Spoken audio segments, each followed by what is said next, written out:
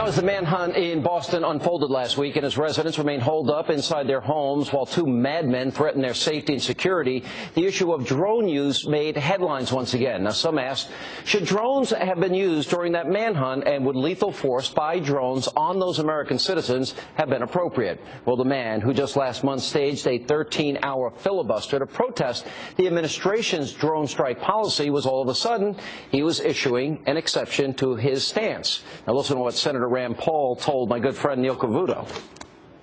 If someone comes out of a liquor store with a weapon and $50 in cash, I don't care if a drone kills him or a policeman kills him. We shouldn't be willy-nilly looking into everyone's backyard and what they're doing. But if there's a killer on the loose in a neighborhood, I'm not against drones being used to search them out, heat-seeking devices being used. I'm all for law enforcement. I'm just not for surveillance when there's not probable cause that a crime's being committed. So Senator Rand Paul changed his position. He joins us right now. Senator, welcome back. Well, welcome to you, Sean, but I didn't change my position. It's exactly the same position I expressed during the 13-hour filibuster. You mean I missed it? Well, in the famous words of George W. Bush, I think I was misunderestimated. Yeah. If you watch my debate for 13 hours, which I don't think many people did, I used the exact same example of the liquor store in my 13-hour debate. I said over and over again. For example, I also used the hypothetical, if the Twin Towers are being attacked, that's deadly force being used against America and Americans, there is the right to defend ourselves with deadly force. If someone's engaged... Yeah, but what does that mean, though? Does that mean that in the middle of this, that the police could have called up a drone strike? Say, you're saying we should have drones in major cities available if such an incident like this occurs? No, I think people misinterpret what we're talking about here. If there's an active gunfight going on and you are shooting at the police and you're robbing a liquor store, the police have the ability and they have the justified obligation to fire back. The type of technology doesn't really matter. For example, if we were opposed to technology, we might be opposed to a drone or a robot that might dismantle a bomb. A drone is a type of technology. I've been against the abuse of the Bill of Rights, but never said I was against any kind of technology. But do I want drones flying over getting involved in normal crime sequences?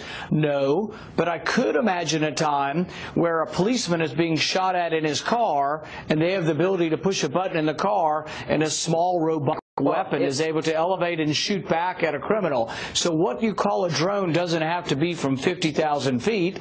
It could be simply in the neighborhood and part of the car. It could be a helicopter, for example, right? Well, in the heated pursuit of someone who is shooting at the police or shooting at civilians, it doesn't matter what kind of technology it is, but it does matter whether or not there is a heated pursuit and whether or not there's an engagement of a gunfight and whether they are a threat to the policeman. Yeah. That's what the doctrine is. The thing is I'm against targeted killings by drones, but I'm also against targeted killing by sniper, by spear, by knife, by club. The technology isn't so important. What I was arguing against to the filibuster was targeted assassination. By the way, and I told you this the other day, I took great personal satisfaction that your dad's supporters were coming after you like they were throwing snowballs at me a few years back when he was running for president. So, but I think I understand where their criticism is coming from, and I think it may be something we all agree on.